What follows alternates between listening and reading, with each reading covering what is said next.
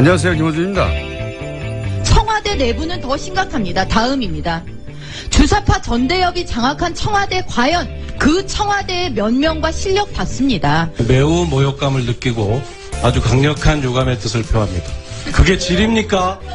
의원님, 그게 질입니까? 그럼 국민의 대표답지 않게 질의하니까 그렇죠.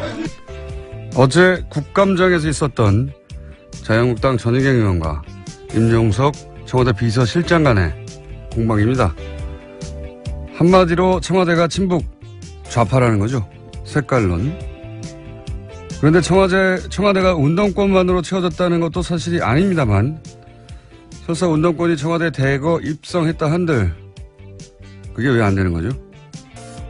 학창시절 군사정권을 상대로 저항한 경력이 왜 문제가 되는 겁니까? 언론을 강제로 통폐합하고 박정순 씨를 공원에서 죽이고 광주에서는 군인들이 자국민에게 기관총을 쏴대던 시절입니다. 당신은 그렇게 국민들이 죽어갈 때 어디서 무엇을 했냐고 따진다면 모르겠는데, 그 시절 그런 군사정권에 왜 대들었냐고 따지는 건 무슨 경우인가요? 학생운동 영역을 훈장처럼 휘두르는 것도 안 될 일이지만 그 경력이 무슨 엄청난 죄라도 되는 것처럼 문제 삼는 것은 납득할 수가 없습니다. 그럼 전희경 의원이 그 시절로 돌아가면 어떻게 했을 겁니까? 군사정권을 열렬히 옹호라도 했을 겁니까? 그럼 나라면 그랬다고 말을 하시던지요. 김어준 생각이었습니다.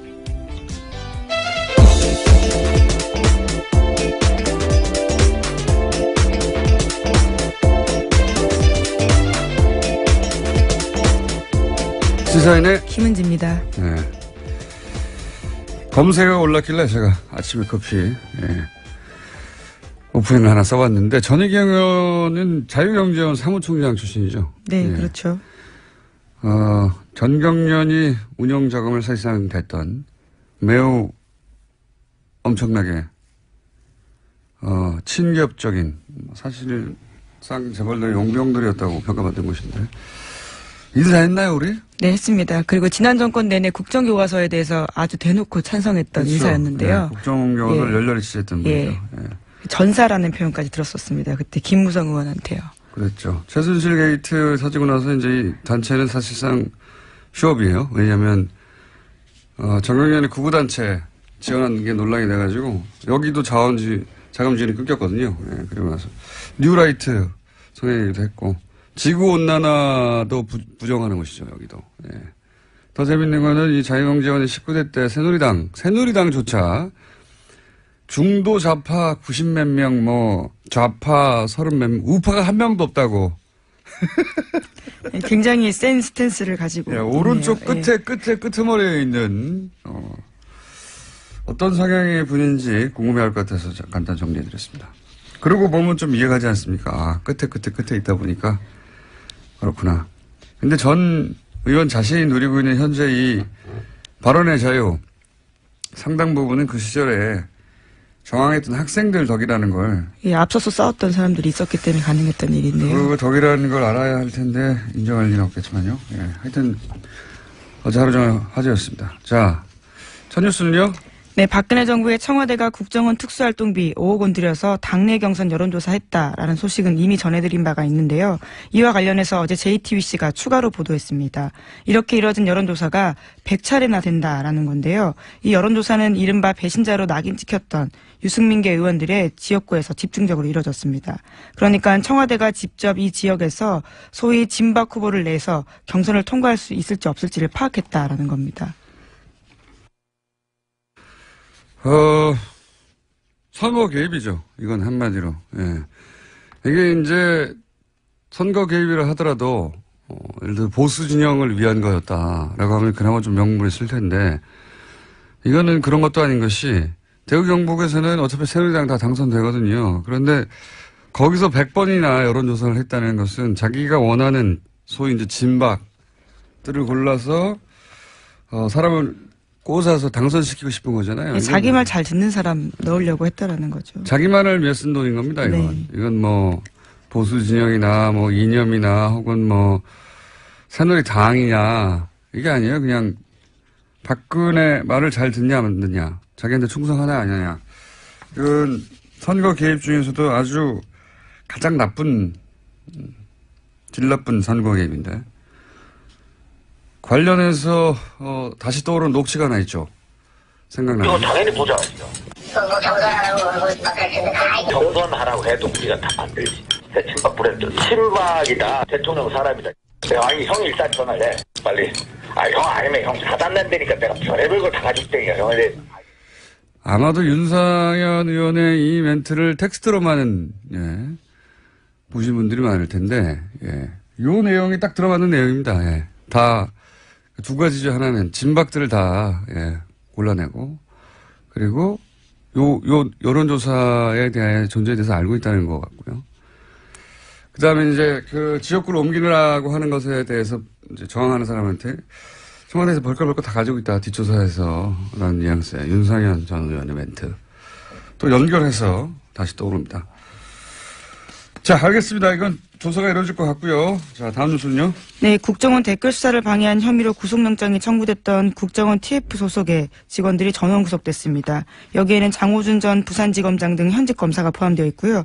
또 서천호 전 국정원 2차장 등 전직 국정원 간부들이 되어 있습니다. 강부영 영장전담 판사 같은 경우에는요, 범죄 혐의가 소명되고 증거인멸의 우려가 있기 때문에 영장을 발부한다라고 밝혔습니다. 이제 영장 기각되는 경우가 별로 없을 것 같아요. 지난번에 추명호 국장을 영장 기각했다가 네, 오히려 더 큰 사건이 터졌죠. 더 큰 사건이 터지고 추명호 국장은 더 많은 혐의를 안고 구속됐어요. 결국 구속됐습니다. 예. 앞으로는 빨리빨리 구속돼 영장이 나오지 않을까. 예, 이번 댓글 사건 같은 경우에도 그때 그 영장 기각으로 인해서 밝혀진 사건이거든요. 예. 그래서 제가 당시 영장 실질심사 판사들에게 대해서 이렇게 여러 가지 비판적인 이야기를 한 것에 대해 사과드렸잖아요. 예. 다시 한번 사과드리고요. 그런 큰 뜻이 있는 줄 제가 모르고, 감사드립니다. 다음 순요. 예, 다만 이와 관련해서 같은 혐의로 구속영장이 청구됐던 변창훈 검사 같은 경우에는 어제 영장 실질심사를 1시간 앞두고 투신했습니다. 결국 숨졌는데요. 현장에서는 유서는 발견되지 않았다라고 합니다. 이거 참 일주일 사안간이에요. 일주일 전에 사망한 국정원 소속 정모 변호사. 그분도 그렇고 이분도 그렇고 사실 이렇게 총대를 맬 위치가 아니거든요, 스스로. 예. 분명히 일선이 있는데 두 분 다 유서도 없이, 더구나 이 변 검사는 부인과 함께 사무실을 찾았다는 거 아닙니까? 그러다가 갑자기 화장실을 찾아서 저도 사진을 봤는데 굉장히 좁은 창문이던데, 그런 창문이라면 머리부터 들어가야 될 것 같던데요. 이게 이제 처음부터 자살할 의사가 있었으면 미리 유서를 쓰고 준비를 했겠죠. 그리고 부인과 함께 가지도 않았겠죠.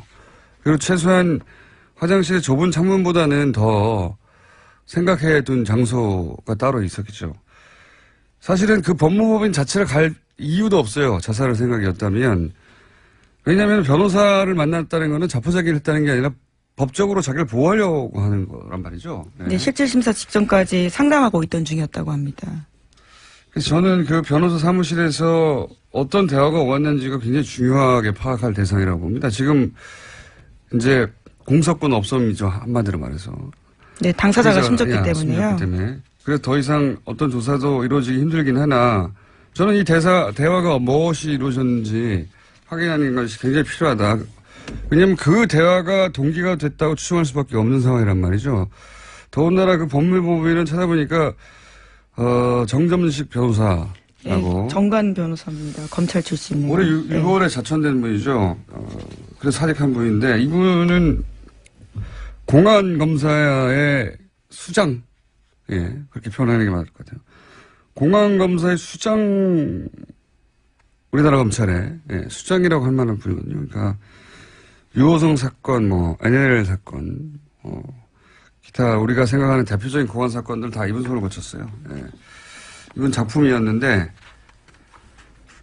무슨 대화가 오갔느냐, 좀 반드시 확인할 필요가 있을 것 같습니다. 굉장히 안타까운 일이네요, 이건.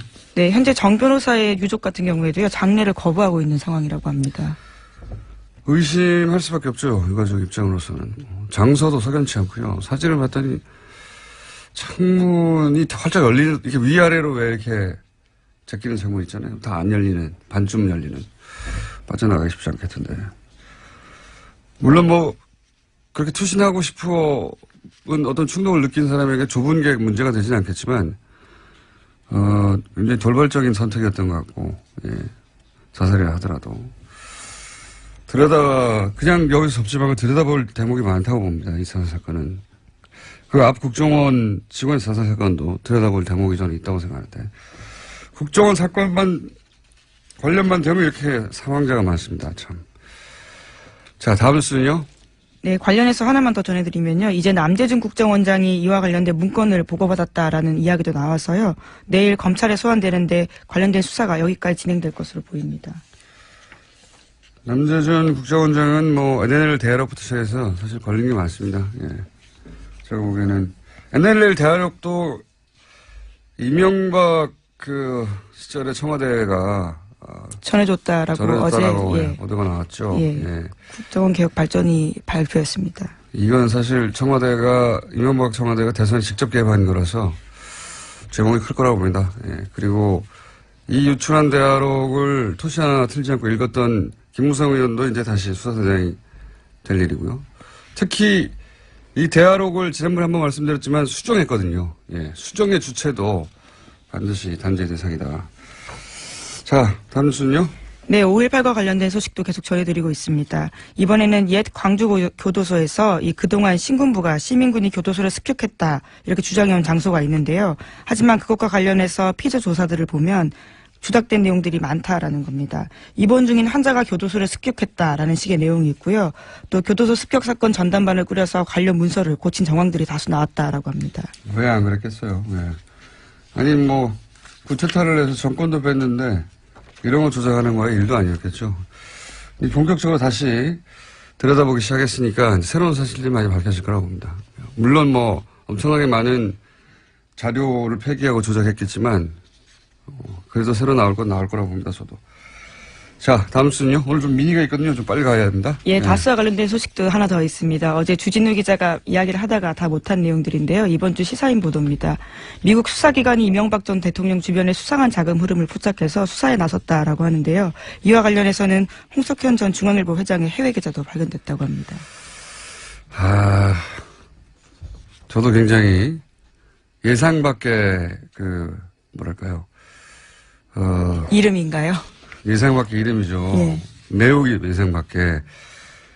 왜냐하면 이제 미국 사법당국이 이명박 전 대통령 관련 계좌를 추적 중 그렇죠. 미국 이었다는 거죠. 엘라베마에 있는 다스 현지 법인에서 거액의 돈이 움직였기 때문에 이와 관련해서 수사했다라고. 왜 미국에서 이명박 전 대통령의 계좌를 추적한단 말이냐 이렇게 생각하시면 이상할 텐데 그게 아니라 미국에는 해외 부패 방지법이라고 FCP 생각이 안 나네. 네, 그런 기관이 있습니다. FCP 하나 더 있어요. 예. 부패 방지 법안이 있어요. A겠네요. 예, 아무래도 때려잡으면 거기서는 미국 계좌를 통해서 어떤 부패 흔적이 있으면 미국 회사가 아니더라도 조사합니다. 굉장히 강력한 법안인데 제가 보기엔 여기에 망에 걸린 것 같고요. 예, 알리바마에 있던 공장에서. 그리고 그 추적 과정에서 이제 이명박 전 대통령과 관련이 있는 것으로 보이는 계좌를 특정했는데 쭉 가다 보니 이름이 홍석현 회장이 나왔다는 겁니다. 이건 주진우 기자가 홍 회장을 추적하다가 나온 게 아니고 이명박 전 대통령 계좌를 미국 사법 당국이 아마도 이 법에 이거해서 따라가다가 이름이 나왔는데 그 이름이 왜 나온지 저도 몰라요. 예. 근데 나온 걸 안 나왔다고 할 수는 없잖아요. 나왔어요. 네, 본인도 모르는 계좌라고 현재 부인하고 있는데요. 예. 아주 자세한 내용들이 이번 주 시사인에 실려 있습니다. 시사인 광고 그만하고요. 네, 아니 꼭 보십시오. 저도 왜 이름이 갑자기 등장했는지는 모르고 네. 주중에 기자도 이건 몰라요. 근데 여러 가지 가설이 있을 수는 있겠지만 그건 뭐 가설조차 말할 단계는 아닌 것 같고 아직. 분명한 건 뭐냐면 구체적 계좌, 금액, 예금주가 특정됐고 그 계좌는 이명박 전 대통령의 미국 내에서의 거대한 어떤 불법적 자금의 고리를 추적하다가 미국 사법당국이 발견하는 걸 어렵게 주진희 기자가 확보했다는 겁니다. 예. 저도 처음 이거 듣고 굉장히 의아했어요. 예. 자, 트럼프 대통령 온다는 뉴스 있죠? 네, 예. 1박 2일로 옵니다. 예. 오늘 정오께 들어옵니다. 예, 온답니다. 예. 자, 오늘 여기까지 해야 될 것 같습니다. 왜냐면은, 뉴스 하나 더 하려고 하셨죠. 끝에. 아, 네, 트럼프 대통령이 지금 37%. 아니요, 그거 말고. 아, 예. 또 있죠. 워낙 많았어요. 네, 지금 국민의당이 또 내용을 겪고 있는데요. 잠깐만요. 거기까지 내용을 예, 예. 겪고 있는데요. 예, 왜냐하면 예. 내용을 겪는 당사자가 나오셨기 때문에. 네네. 그럼 전 여기까지 하고 들어가겠습니다. 네, 시사인의 김은지였습니다. 감사합니다. 안철수 대표가 저는 시간이 없어가지고 좀 짧게 끊었는데 안철수 대표가 자신을 비판한 중진위원에게 사실상 당을 나가라 뭐 이런 공방이 오가서 오늘 보도됐는데 당사자를 직접 모셨습니다. 국민의당 유성엽 의원 나오셨습니다. 안녕하세요. 예, 안녕하세요. 예. 전화로 하려고 했는데 직접 나오셔가지고 예. 매우 감사합니다. 사실 뭐 당사자를 좀 보고 이야기를 해야 되는데, 예. 좀 이렇게 또 당내에 또 뭐 제 우물에 침뱉기격이 돼서 좀 거북살스러웠습니다만 또 이마저도 이렇게 보고 말씀을 나눠야 좀 정확할 것 같아서. 그렇습니다. 예. 나왔습니다. 예. 이게 이제 애초에 시작이 어떻게 된 겁니까? 이게 사실은 저도 우리 그 내부망이죠. 우리 거기에 가입되어 있는 거기에다가 이제 어제 정읍에서 서울로 올라오면서 국민의당 의원들만 보는 내부 게시판 같은 거기 거. 위원장들까지 예. 포함돼서 보는 방인데 그것이 왜 외부로 이렇게 유출돼 가지고 오늘 아침에 제가 여기를 또 불려 나와야 되고 하는지 참 뭐 어떤 내용을 올리셨어요? 쉽게 말하면은 그동안에 당 일련의 운영하는 과정이 대단히 미숙하고 부족했다. 네. 안철수 특히 대표가 미수가 부족했다는 겁니다. 그렇습니다. 특종에서? 특히 네. 독일에 가서 한 발언 같은 경우는 아주 잘못된 발언 아니냐. 이제 이런 것을 지적해서 안철수 대표가 좀 보다 더 좀 제대로 좀 상황을 인식하고 예. 해서 좀 분발했으면 쓰겠다 해서 물론 뭐 중대한 결단을 내렸으면 좋겠다라고 했지만은 뭐 중대한 결단이라는 것이 쓰겠다. 통상적으로 받아들이는 뭐 그런 의미로 안정돼서 했던 것은 아닌데 거기에 좀 발끈하셨던 것 같습니다. 보니까. 다시 한번 말씀해 주십시오. 어떻게 했으면 쓰겠다고요? 저는 중대한 어제 정확한 표현을 넣으면은, 예. 지금이라도 우리 당의 미래를 위해 중대한 결단이 필요합니다. 이렇게 마무리를 했는데요. 중대한 결단이 필요하다가 아니라 중대한 결단을 했으면 쓰겠다라고 하셔가지고 제가. 예, 그 말이 그 말인 거죠? 예, 예. 중대한 결단이 필요하다. 예. 여기서 중대한 결단이라는 건 사퇴라는 얘기 아닙니까? 저는 뭐 사퇴까지 염두에 두고 그런 말한 건 아니고 그건 진도가 좀 너무 많이 나간 이야기고. 그러면 그거 왜 중대한 결단은 뭡니까? 왜냐하면 지금까지 당에 이를테면은 예. 이제 독일에서의 복수 발언. 적폐 청산이 복수라는 복수다. 이런 표현. 예. 이제 이런 표현이 이제 최종적으로 이제 조금의 문제였지만은 그 전에 뭐 지역위원장을 당헌이나 당규에 근거도 없이 일괄 사퇴하라든지 예. 또 뭐 되지도 않을 바른정당과 통합 가지고 당의 분란을 일으켰잖아요. 예. 지금 분열될 것이 뻔히 예상되는 가운데 실제 어제 그제 분열이 되지 않았습니까? 9명이 네. 나갔는데 또 뭐 최근에 와서는 각 시도당의 사무처장을 중앙당에서 다 내려보내겠다. 예. 또 뭐 이게 또 원칙도 없어요. 어디는 뭐 당무사무처장, 어디는 뭐 정무사무처장으로 전북은 그렇게 하겠다라고 하는데 어디는 뭐 그냥 그대로 사무처장만 또 교체하는 이런 결과고. 그래서 이런저런 것을 보면은 좀 당이 너무 소통 없이 일방적으로 지금 운영되고 있는 것이 아니냐. 운영 방식이 문제가 많다. 거기에 대해서 좀 제대로 인식을 하고 좀 바로잡고 나가라 이런 의미죠. 바로잡고 나가라. 큰 결단은 그런 의미입니까? 그렇습니다. 그동안의 그 문제에 대해서 아마 본인은 이것이 뭘 잘못했는지를 잘 모르는 것 같아서 그걸 제대로 좀 인식을 하고 분명하게 바로잡자 이 의미가 이제 중대한 결단을 하라는 제 뜻이었습니다. 당초의 뜻이. 그 중대한 결단 단어가 이제 당대표직을 내려놓으라고 이해가 된 것 같은데 예. 그렇게 이해할 수밖에 없었을 거라고 저도 보는 것이 이제 보도된 그 쓰신 글을 보면 당대표 출마하는 것도 비정상이고 비정상으로 출마했는데 당선된 것도 당의 비정상이다. 이렇게 얘기했으니까 비정상적인 자격으로 출마해서 비정상적으로 당선됐으니 지금은 중대한 결단을 해서 당대표를 내려놓으시고 이렇게 이해됐겠지 않습니까? 제가 이제 그 말씀은 예. 그때 이제 전당대회 직후 안철수 대표께서 제 방에 와서 제가 그 이야기를 했죠. 본인한테. 출마한 것도 비정상이었고. 아, 그때 이게 사석에서 나눈 얘기입니까? 이거? 그렇습니다. 비정상적인 출마를 통해서 당선된 것도 이 당이 비정상적이라는 거다. 그러니까 이 비정상적인 당을 정말 제대로 바로잡으려면은 엄청나게 어려운 일이다. 그렇기 때문에 정말 좀 잘해주었으면 쓰겠다. 이제 이런 뜻으로 이야기를 드렸던 겁니다. 아, 그때는 그렇게 말씀하신 거예요? 그럼요. 아, 사석에서 했던 얘기를 연장선상에서 이제 이런 얘기를 하신 거네요, 말하자면. 그때 이제 전당대회 직후에 이제 제 방에 왔을 때 이제 그런 이야기를 제가 했는데. 지금 비정상적인 상황이니 잘해달라라는 잘해달라. 이거 굉장히 어려운 일이다. 중요한 과제다. 뒷부분이 있군요. 그래서 여기서 중대한 결단이라는 것은 거기에 대한 인식을 다시 해달라는 이야기예요. 근데 지금 상황에서 안 대표가 지지율도 당 지지율이 올라가지도 않고 그런 상황에서 이제 이런 말을 하니까 당대표 그만두라는 얘기로 이해가 되는 거는 좀 자연스러운 것 같습니다.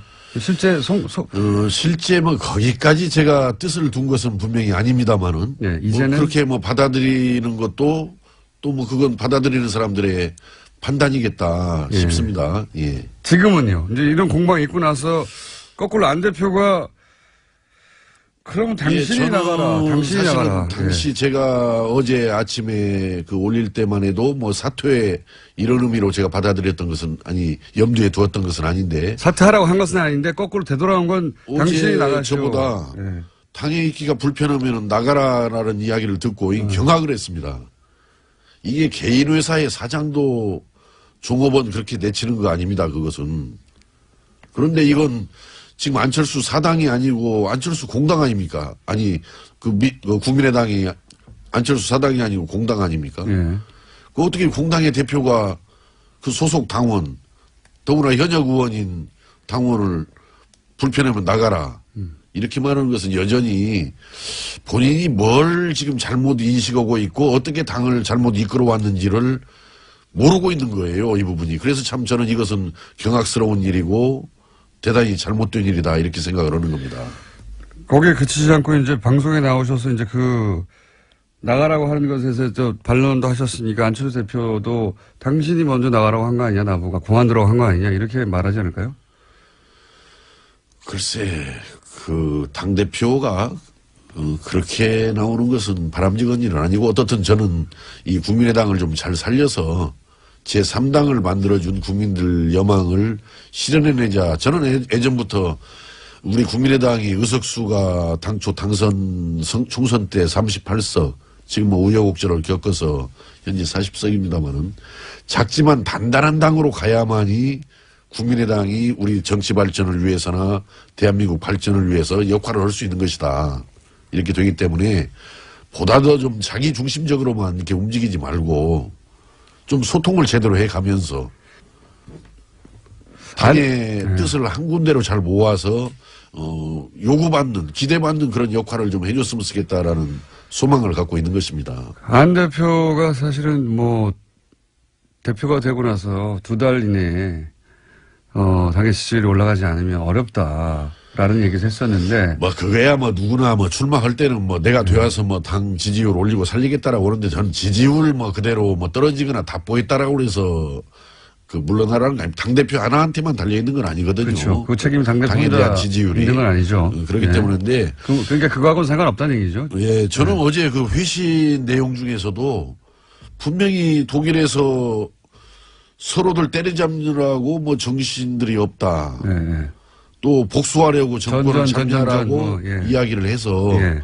적폐청산을 지금 복수라는 걸로 받고 때려잡는 걸로 그렇게 어떻든 이야기를 했단 말이죠. 예. 물론 취지야 미래를 위해서 기술혁명을 열심히 해나가야지 그렇게 싸워서 되겠냐라는 뜻이었겠지만은 그러면은 그걸 해명을 제대로 해야지 정치 기술로서의 적폐청산을 반대했던 것이지 적폐청산 자체를 반대한 건 아니다라고 이렇게 이야기를 한단 말이에요. 네. 이건 우리 국민들 보고 또는 우리 당원들 보고 너희들이 좀 잘 알아서 나를 그렇게 이해해 줘야지.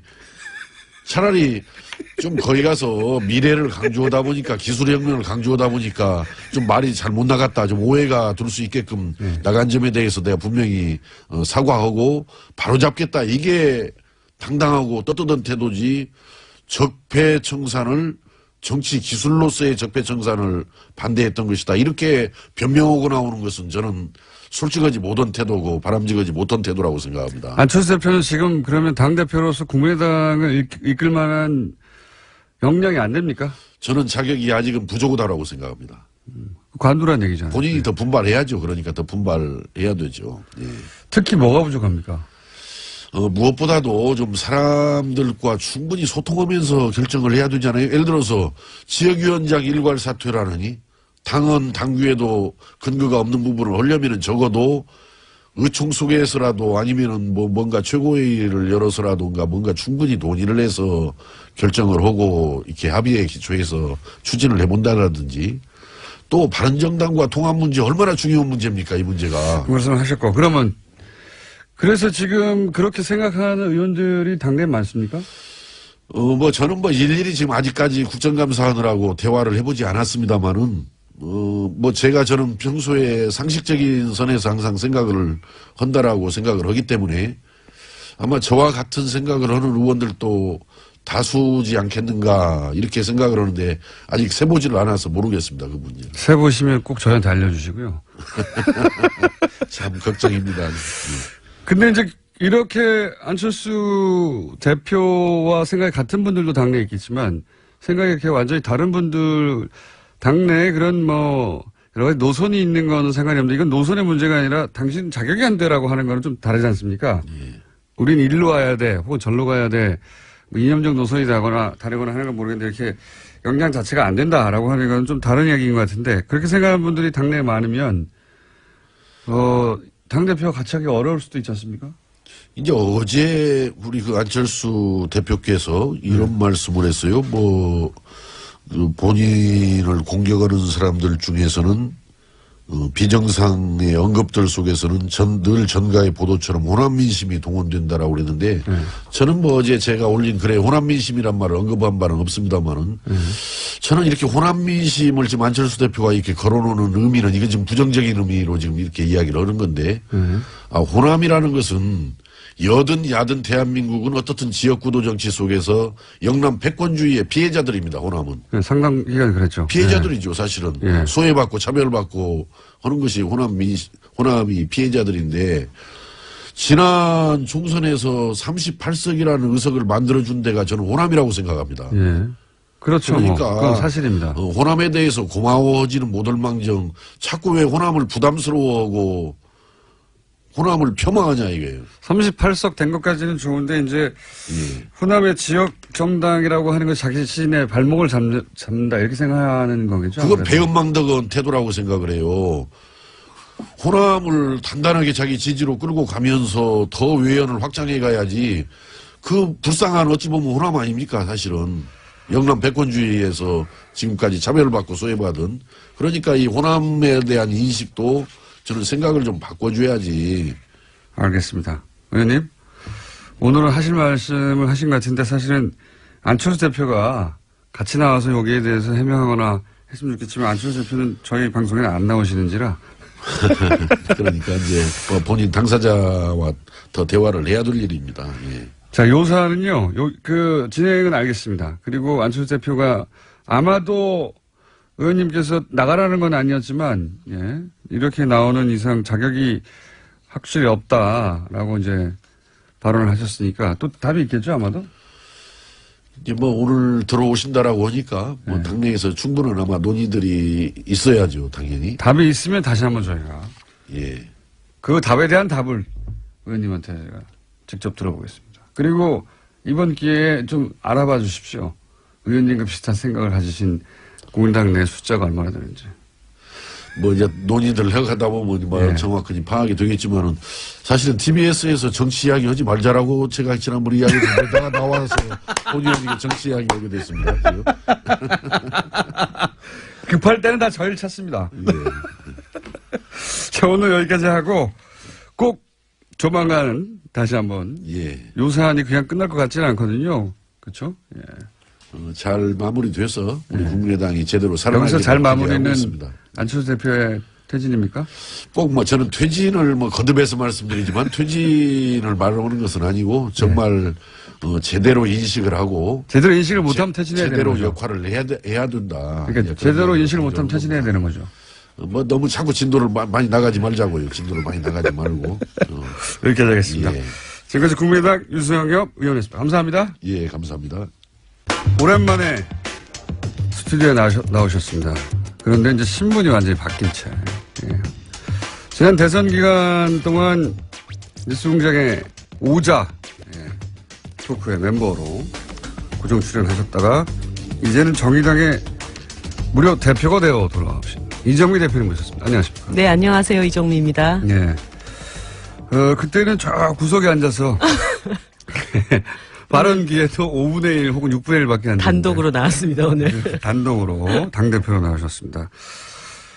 정의당이야 그 노회찬 원내 대표가 전 뉴스공장에서 빵빵 터트리는 최고 인기 코너를 유지하고 있는데 혹시 정의당 내에서는 노회찬 대표가 여기 나가는 거 싫어한다거나 뭐 아니면 열렬히 환영한다거나 뭐 이런 거 반응이 아니, 있습니까? 당원들 안에서는 왜 일주일에 한 번만 나가냐.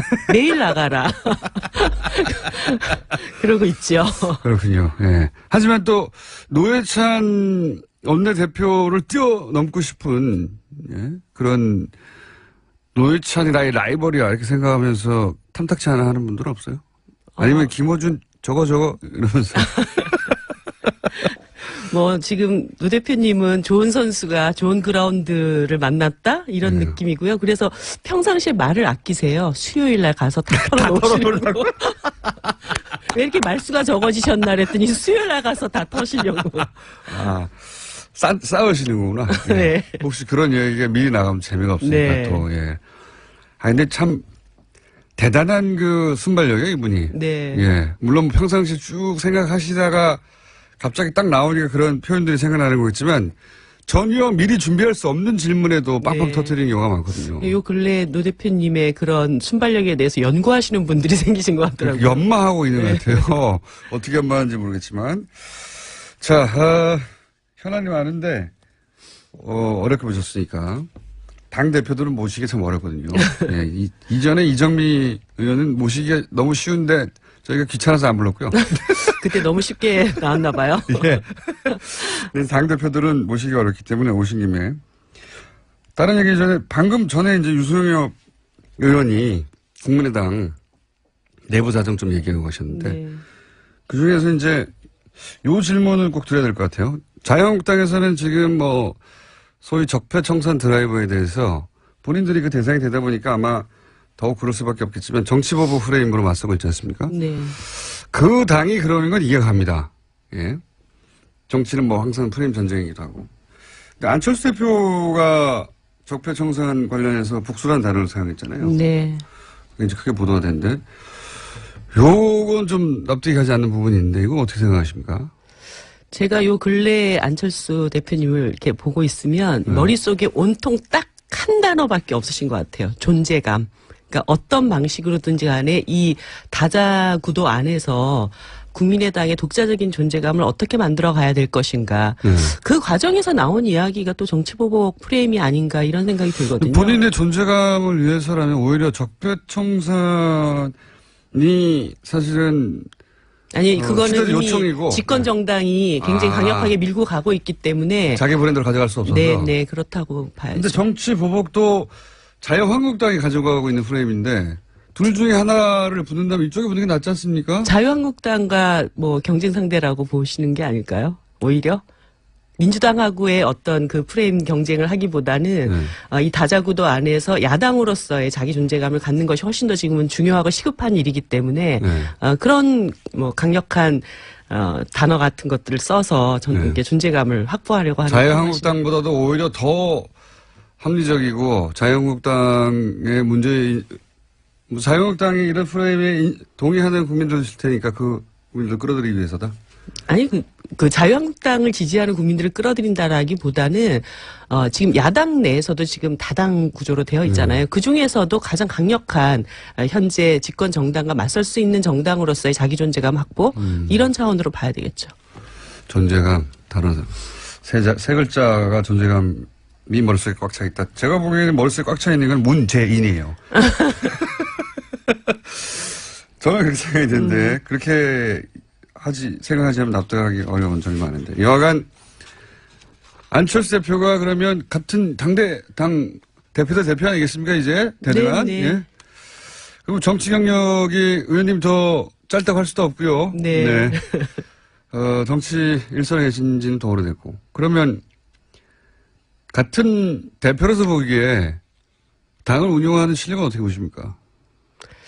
글쎄요, 지금 이제 뭐 정의당을 뺀 나머지 야당들이 이렇게 뭐라고 해야 되나 자기 진로를 잃고 지금 방황하고 있는 그런 상황이라고 봐야 되겠죠. 그러니까 바른정당도 어저께 결과적으로는 이제 두 개의 세력으로 나뉘어지게 된 것이고 국민의당 입장에서도 지금 뭐 바른정당 일부 남아있는 분들이 국민의당과 어떻게 연합할 것인가 이런 고민을 하고 있지만 또 국민의당 내부에서는 또 일부가 어떻게 하면 민주당과 다시 그렇죠. 합칠 수 있을 것인가 이런 고민을 하고 있단 말이죠. 그러니까 지금 각 당이 자기 당의 정체성과 진로 이런 것들에 대해서 이렇게 길과 방향을 잃었다고 지금 보여져요. 그런 조건에서 국민의당을 하나로 통합시켜서 끌고 나갈 수 있는 리더십, 이것이 지금 안철수 대표에게는 거의 남아있지 않은 그런 상태가 됐다? 이렇게 봐야 되겠죠. 그런 리더십이 원래 있었는지 없어졌는지 아닌지 처음부터 그것에 대해서는 없었는지는 제가 뭐 평가를 할 일은 아닌 것 처음부터 같고. 없었는지는 모르겠지만 지금은 그렇게 그 리더십이 먹히지 않고 있는 상황인 것 같다. 네. 그렇게 평가하시고 지금 방금 말씀하신 바른정당이 그중에 9명 절반이에요. 뭐 네. 수명 중에 9명이니까 사실상 전반이고 이게 끝인가 추가 탈당은 없겠는가 뭐 이런 네. 전망들도 있는데 추가 탈당도 있을 수 있다고 봅니다 저는. 네, 그럴 것 그렇게 보시죠. 같아요. 예. 보통 이런 식의 대규모 탈당했을 때 한 번에 안 하고 나눠서 하는 경우가 많지 않습니까? 네. 더 큰 타격을 주려고. 참 바른정당 입장에서 어려운 상황이 됐는데 바른정당의 미래는 어떻게 보세요? 이렇게 되면 정의당이야 역사가 길지 않습니까? 이렇게 어렵게 고군분투한 역사가 얼마 전에 하태경 의원이 저한테 비교섭 단체로 생존하는 법에 대해서 한번 와서 배우고 싶다고 얘기를 하시던데요. 그러니까 그 노하우야 오래 쌓여 있는데 가난하게도 살아남고 근데 바른정당에 계신 분들은 사실 배부른 정당에 있다가 네. 어렵게 생활을 하기 시작하고 견디기가 쉽지 않으실 겁니다. 비교섭 단체로 저렇게 견디시기가. 그렇죠. 예. 그래서 결과적으로 이제 9분은 원대 복귀 한 거고 빈손으로 그리고 나머지 이제 11분들 안에서 뭐 한 달만 지내보면 이게 얼마나 춥고 배고픈 상황인지 바로 이제 느끼시게 될 거기 때문에. 예, 교섭단체도 아니기 때문에 네. 국회 일정에 들어가서 같이 합의할 수도 없고. 아니 그리고 그쪽에서 여야장 협의체를 만들 때 네. 정의당이 비교섭 단체여가지고 거기 껴주면 안 된다고 그렇게 하셨던 분들인데 결과적으로 이제 그런 상태가 되셨고 네. 그래서 이 비교섭 단체로 뭐 불합리함에 대해서 정의당과 함께 이것을 개선하기 위해서 노력하시면 좋겠고 아마 또 그것을 견디기가 굉장히 어려우실 거기 때문에 제가 볼 때는 지금 남은 분들 중에 또 일부가 또 들어갈 것이다. 예 그런 상황이 되지 않겠는가. 비교섭 단체 이제 국회 출입하는 기자들이나 혹은 국회의원들이나 정당 관계자들은 잘 알겠지만 비교섭 단체가 된다는 것은 어떤 의미입니까? 유령 취급받는 거죠. 어저께도 뉴스에 바로 그렇게 나오지 않습니까? 이제 국회는 3당 체제가 되었습니다. 아니, 정당이 엄연히 다 존재하는데. 국회의원들도 존재하고. 네. 그런데 왜 3당 체제가 나머지 정당은 그러면 없는 취급을 하는. 바른정당도 이미 4당이 아니라 3당. 이제 사라져버리는 거죠. 예. 비교섭 단체가 되면 국회 관련된 모든 일정의 논의 대상이 안 되는 거죠. 네, 그렇습니다. 다 결정할 테니 거기 따라와 이렇게 되는 거고. 네. 예. 국회의원이 19명이어도 그러는 겁니다. 네, 그렇죠? 거의 그래서 이게 정말 피를 철철 흘리면서 싸워야 되는 그런. 그러니까요. 네. 예. 그러면 정당으로서 아젠다를 세우고 국회 내에서 싸우기도 어렵고요. 네. 예, 불가능하죠, 사실은. 예. 그런데 또 그런 유령 취급을 당하는 가운데서도 존재감을 확보하면서 열심히 잘 싸우는 노하우는 정의당이 또 차근차근 쌓아왔기 때문에 심상정 전 네. 대표나 노회찬 대표 같이 그런 가운데서도 싸워서 자기 네. 존재감을 드러내고 아젠다를 국민들에게 인식시키는 분도 있는데 바른정당에 계신 분들 그걸 과연 할 수 있을까? 걱정이라기보다는 어렵지 않겠나는 전망들이 있는 거죠. 예. 그래도 용기를 가지라고 말씀드리고 싶네요. 가서 유승민 대표 어깨 좀 토닥거려 주시고 왜냐하면 곧 당선될 가능성이 높지 않습니까? 전당대회 있고 네. 일주일 후면 아마 함께 이 교섭단체 문턱을 낮추는 그런 연합 정치를 해야 되지 않을까요? 이건 어떻게 보십니까? 어제 오랜만에 나오셨기 때문에 급하게 짧게 여러 가지 여쭤보고 싶습니다. 어제 국감장에서 이제 자유한국당 전혜경 의원이 임종석 비서실장한테 뭐 전대협, 뭐 네. 주사파 이런 얘기 정말 군사정권 시절부터 만들어진 용어들이 네, 아주 오랜만에 들어보는 얘기여서 깜짝 놀랐어요. 야 이거 정말 오랜만이다 네. 이렇게 생각이 들었는데 이 공방에 대해서는 어떻게 보십니까?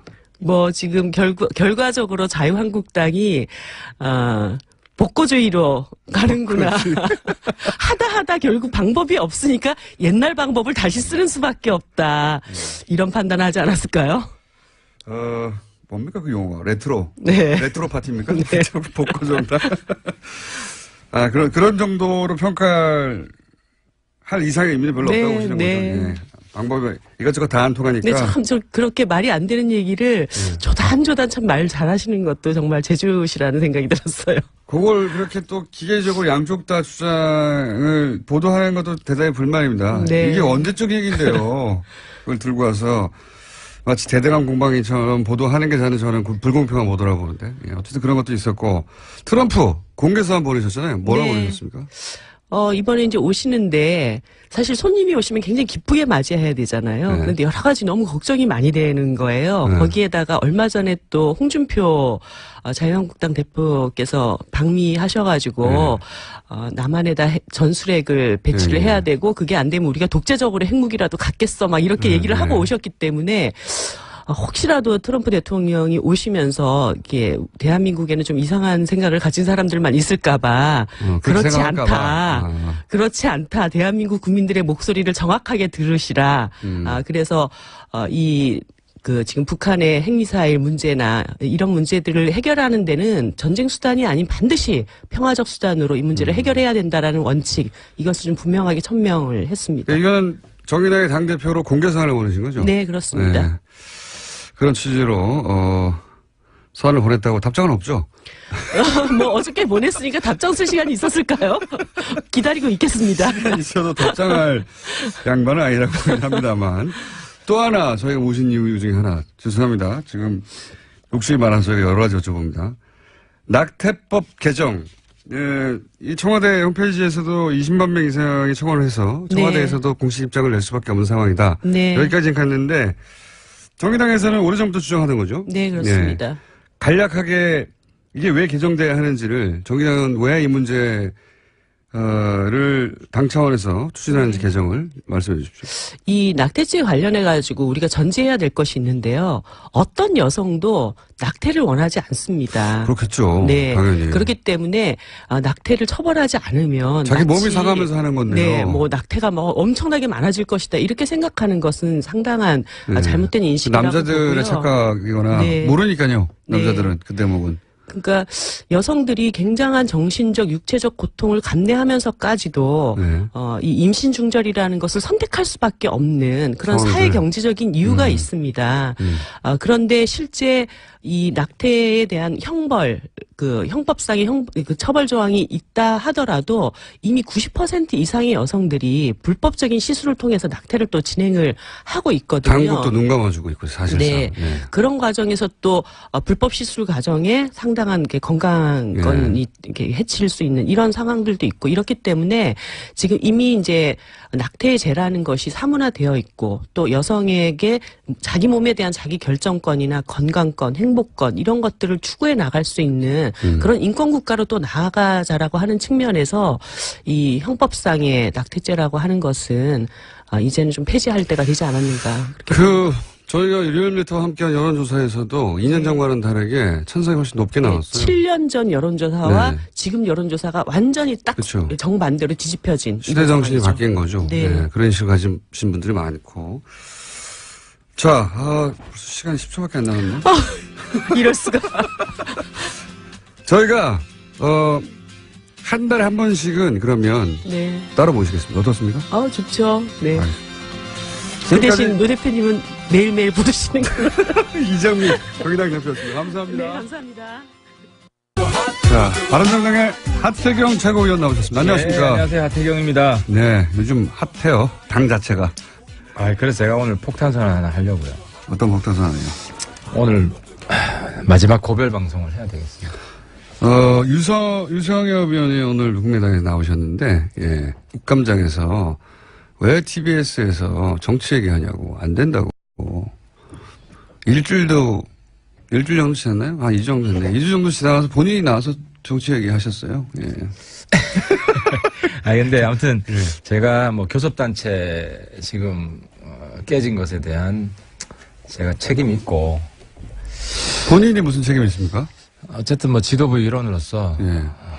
아무튼 무거운 책임을 느끼고 있고 그리고 이 프로의 어떤 하태하태 유쾌함을 예. 계속 유지하는 것이 마음의 큰 부담입니다. 네. 아무튼 우리 시청자분들 저 많이 미워하시다가 요즘 좀 많이 사랑해 주시는데 그럼 이번 주는 더 이상 하태경 방송이 이거 하나밖에 없다는 거죠? 예. 자, 그런 심정이시라고 합니다. 예, 이제 방송을 하는 게 맞는가, 이런 생각을 하시고, 아마 이 방송. 그래도 오늘 할 이야기는 다 하고 가겠습니다. 네, 그 기분 충분히 했고, 다음 주 다시 나오실 겁니다, 아마.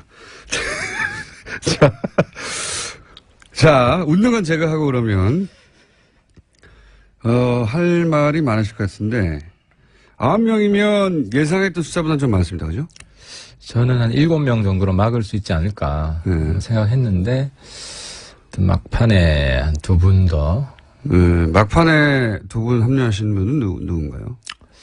뭐 저희들이랑 인간적으로 좀 친한 분들이 있습니다. 그동안 이야기를 잘 나누고 허심탄회하게. 굉장히 정말 형제같이 같은 정치인이라고. 설마 이렇게까지 얘기하고 가겠는가 하는 분들. 예. 그러니까 정치가 인간에 보다 더 위에 있다. 근데 그건 또 사실 뭐 맞는 이야기긴 하죠. 공적인 게 사적인 것보다 위에 있어야 되는데 뭐 이게 공적인 거라기보다는 이번에 보니까 아무튼 보수가 마음은 갈대고 몸은 철새다. 마음은 갈대고 몸은 철새다. 예. 자, 여러 가지 할 얘기가 있으실 것 같긴 한데, 그 중에서, 일단 이 탈당을 사실상 이끈 분이 김무성 전 대표 아닙니까? 그러게, 이번에 김무성 대표 별명이 좀 바뀌었더라고요. 원래 무대였잖아요. 무성대장. 예. 그래서 무대에서 무쫄로. 무쫄로. 예. 그 별명은 이전부터 있었잖아요. 최근에 제가 확인했습니다. 김무성 전 대표는 다른 사람 몰라도, 뭐 여러 가지 명분을 내세웠습니다. 뭐 문재인 정부가 너무 잘못하기 때문에 막아야 되고 등등등등. 근데 김무성 대표는 보도되기로는, 그리고 저도 그냥 그 정도로 알고 있는데, 보도된 대로 유승민 의원이 새누리당을 탈당을 마지막까지 하지 않고 본인은 여기 남아서 역을 바꿔보겠다라고 하던 분을 사실은 최종적으로 끌고 나온 분 아닙니까? 실제로 당시에 이제 친박들을 향해 역사의 간신들이라고 정말 직설적으로 비난을 했죠. 그리고 근데 이제 최근엔 또 뭐 서로 바퀴벌레라고 막 욕하고 있고. 근데 이제 본인이 이 간신배들한테 굴욕을 한 거죠. 대굴욕을 하신 거고. 근데 아무튼 본인은 굉장히 현실적인 합리주의자라고 생각하고 있기 때문에 과거 한신의 고사 있잖아요. 가랭이 밑으로 기어 들어갈 상황이 되면 기어 들어갈 수 있다. 이런 판단을 하신 것 같아요. 그래서 아마 김무성 대표는 들어가더라도 뭐 친박, 청산 이런 게 아니라 친박들하고 대타협하는 거죠. 사실 이제 거의 묵계를 이미 하고 왜냐하면 뭐 들어가서도 친박, 청산 내가 앞장서겠다 하면 그 안에 있는 친박들이 김무성 들어오지만 할 거 아니에요. 근데 지금 뭐 친박들 그 대표 되시는 분은 아무 말도 안 하잖아요. 김무성 대표 들어오는 것에 대해서 그 밑에 이제 조금 이제 쫄병급 되는 분이 뭐 이제 뭐라고 사과해야 된다. 이런 제스처에 불과하다는 거죠. 그렇죠. 아니 그건 그건데 제 말은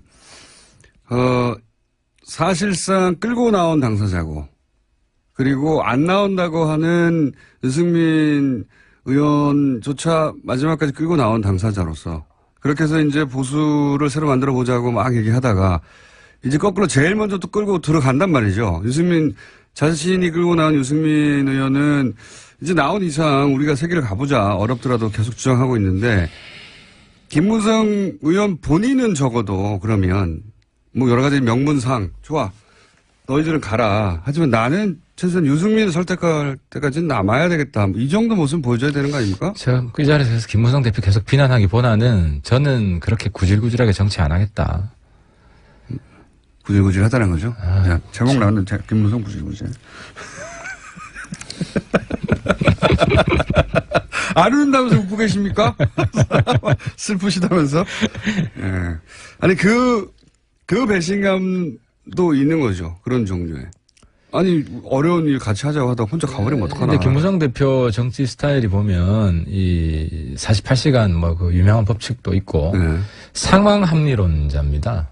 상황이 변하면 언제든지 말을 갈아탈 수 있는. 그건 뭐 입증됐어요, 사실. 그렇죠. 이번에. 아주 놀랍게 변신하는 모습을 왔기 때문에. 근데 이제 문제는 그 변하는 주기가, 속도가 너무 빨라진다는 거죠. 그래서 김무성 대표는 사실 본인이 이제 정계 은퇴한다고 그 대선 당시에. 그랬죠. 예, 국회의원 출마도 안 한다고 그랬어요. 여기서 끝이라고. 예. 근데 아마 그 부분도 다 지금 이제 뒤집지 않을까. 그래서 김무성 대표는 이제 홍준표 대표 이후에 한국당에 이제 당권 공백이 생긴다. 자기가 차지하겠다. 뭐 이런 야심을 가지고 들어갔습니다. 그런 야심이 있다는 것은 어떤 식으로 확인하셨어요? 아니면 들어갈 리가 없죠. 자기가 뭐 거기 가서 뒤에 뭐 쫄병하려고 들어가는 건 아니고 대표를 또 하고 싶은 거죠. 아니면 본인이 그렇게 안 들어갈 겁니다. 근데 직접 대표도 뭐 최소한 뒤에서 이렇게 힘을 가지고 조종하는 배우가 될 수 있던. 그러니까 마지막 한번 흔들어 보고 싶다. 나름 그런 욕망을 가지고 있는 겁니다. 근데 이제 문제는 본인의 시대가 끝났다 하는 것을 국민들은 다 아는데 본인은 모르는 것 같습니다. 물론 뭐 본인이 다시 그 국민들의 마음을 바꿔낼 수 있을지 정치는 가능성의 영역이기 때문에 봐야 되겠지만 갈수록 추해지는 것 같습니다. 추해진다. 무쫄 구질구질 추해진다. 제목 많이 나왔고요. 이거는 어떻습니까? 사실 지난번 탈당 13명 예. 탈당 때는 진보 보수 가릴 거 없이 비난 여론이 굉장히 높았어요. 예. 그리고 언론들도 그렇게 바라봤습니다. 보수 진보 언론 양쪽 모두 다 뜬금없이 갑자기 이게 무슨 짓이냐. 명분도 안 내고. 근데 이번에는 이제 그때보다 명분이 더 나아진 건 하나도 없어요. 사실은. 박근혜 전 대통령 출당 가지고 이제 이것이 뭐 대단한 일인 것처럼 해서 가긴 했는데 근데 그 전에 이 소위 탈당파들이 요구했던 것에서는 턱없이 부족하잖아요. 예. 박근혜 전 대통령 출당 하나 가지고 될 리가 없다라고 말하던 분들인데 그렇게 가면 사실은 언론이 딱 짚어서 이거 명분이 안 되고 지난번 말과 다르지 않냐라고 지적해 줘야 되는데 보수 언론은 지금은 명분이 되는 것처럼 만들어주고 있거든요. 그것도 사실 그래서 맞습니다. 과거에도 대통령 탈당 사례가 여럿 있었죠. 예, 뭐 많습니다. OS나 DJ 같은 경우도 탈당을 했고. 정권 말 되면 이제 나가라 하니까. 그렇죠. 이걸 이번에는 완전 뒷북이잖아요. 예. 이미 했어야 되는 탈당인데 예. 이제서야 했고. 작년에 했어야 되는 거죠. 그렇죠. 한다면. 예, 이미 근데 이제 문제는 뭐 그걸 뭐 탈당 시켰다고 해서 비난할 건 아니지만 예. 그것이 뭐 의미가 없는 것인데도 예. 의미 부여를 하는 데 있어서 뭐 보수 언론이 그나마 도와주고 있는 부분이 있고 예. 그리고 이번에 탈당하시는 분들도 적어도 서최는 예. 출당을 시켜야 된다. 그렇게 주장하던 분들이죠. 했었죠. 예. 거기서 이제 본인들도 많이 후퇴를 한 거죠. 그래서 모양이 많이 좀 깎이는 지금 그런 방식의 이제 탈당입니다. 그런데 뭐 실제로 국민들은 많이 알고 있죠. 그래서 요즘은 민심은 댓글을 보면 안다. 예. 댓글을 뭐 보면은 뭐 칭찬하는 댓글이 없죠. 칭찬할 거리도 없고 명분도 안 되는 것이고요.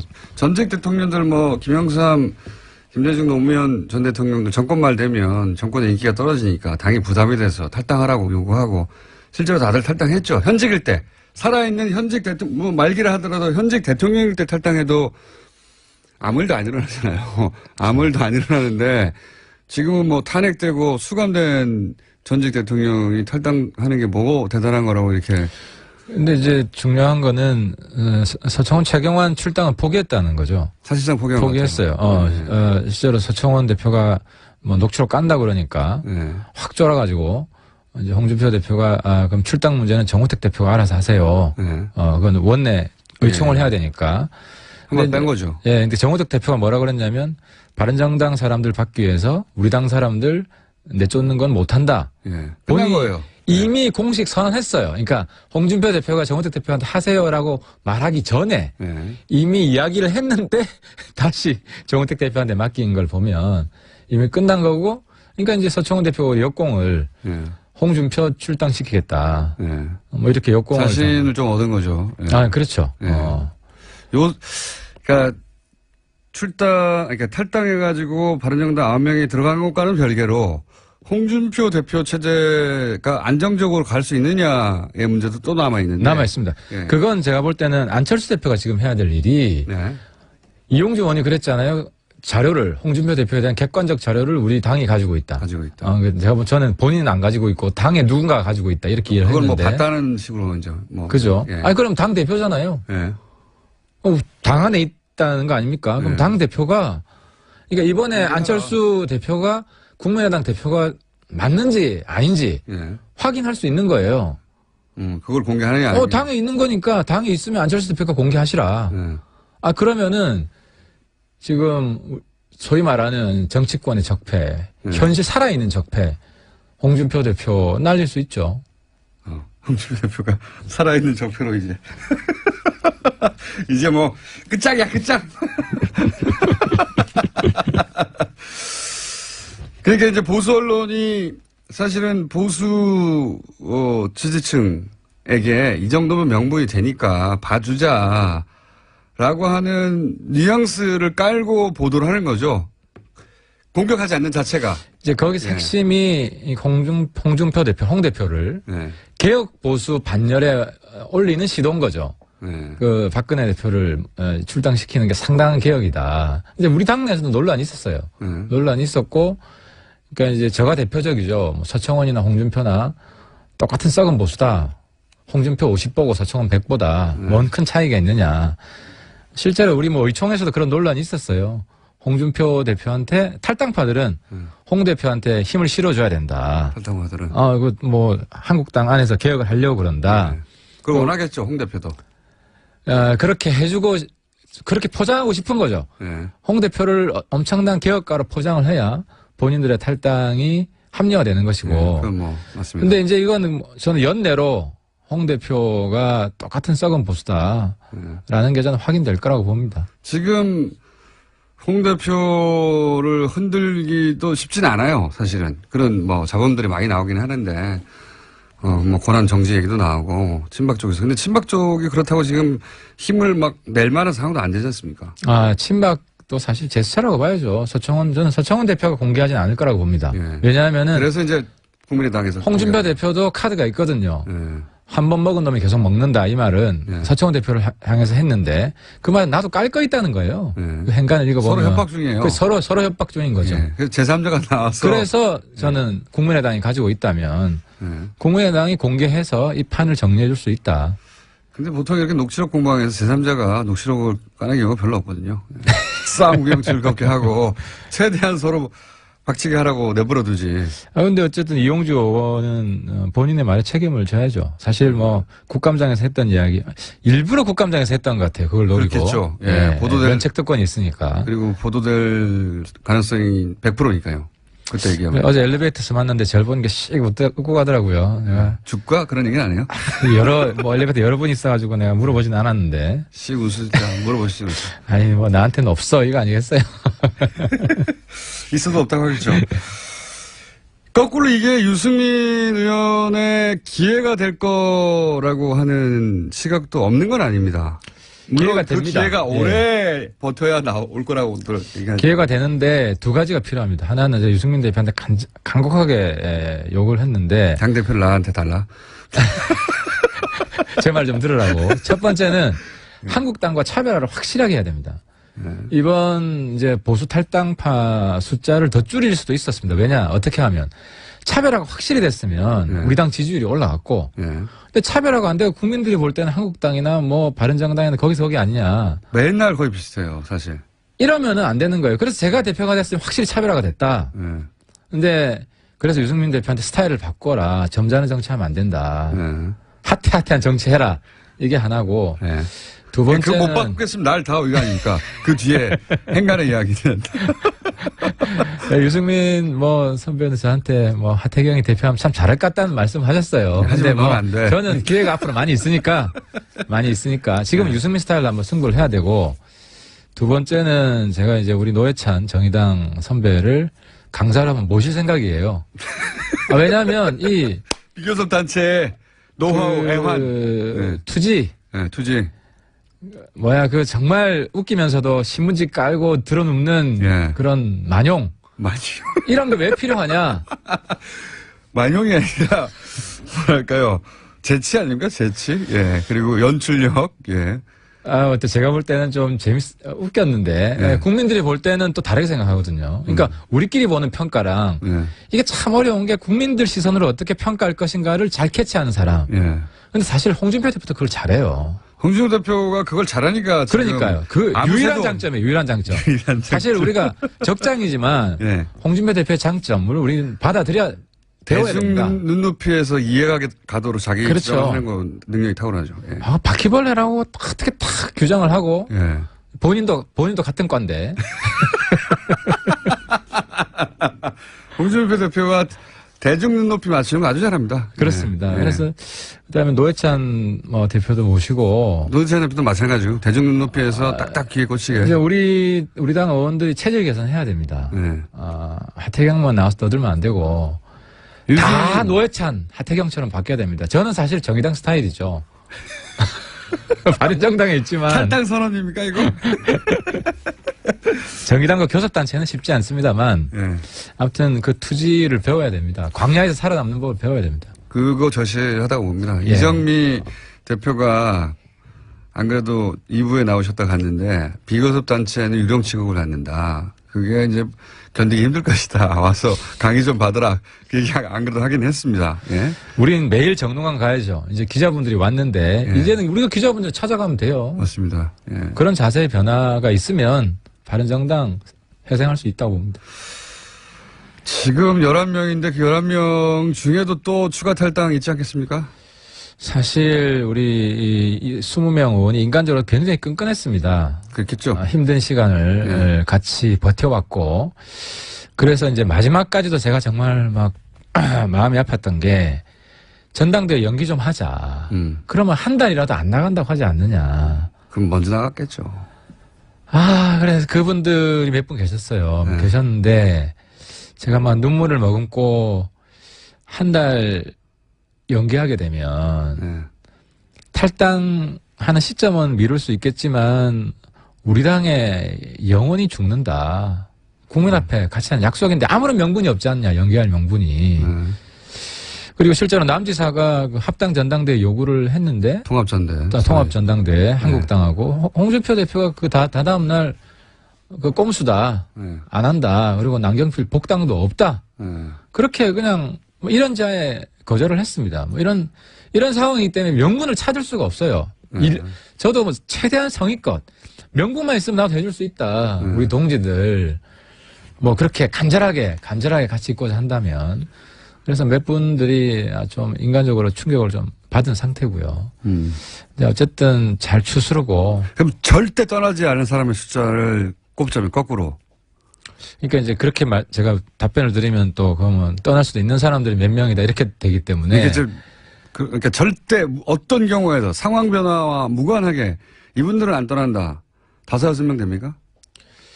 하태경 한 사람 확실히 안 떠나죠. 그건 제 문제니까 제가 이야기할 수 있고. 의원님 갈 데도 없잖아요. 저는 한국당 해체를 위해서.